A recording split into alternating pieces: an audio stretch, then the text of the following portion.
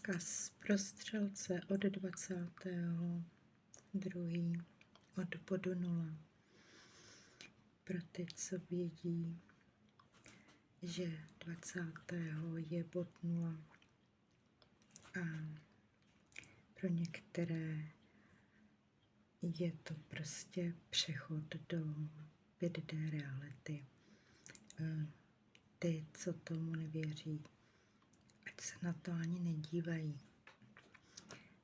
Ti, co vědí, tak ví, jsou vědomí. Střelci, teda je to síla.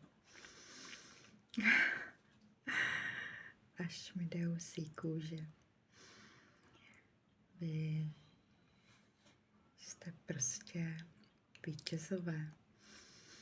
Tady máte země, vytvoříte most mezi zemí a vesmírem. A když se budete dívat a soustředit se, vy dokážete prostě zaujmout to místo mezi světy. Na to prostě máte tu energii a sílu.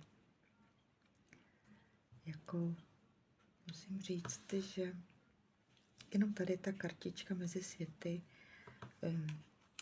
taky říká, že je to o té trpělivosti, že nemůžete jít třeba až tak rychle, jak byste chtěli, ale z toho se nic nedělejte.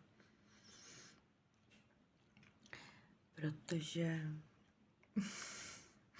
když se dítě narodí, tak taky hned neumí chodit.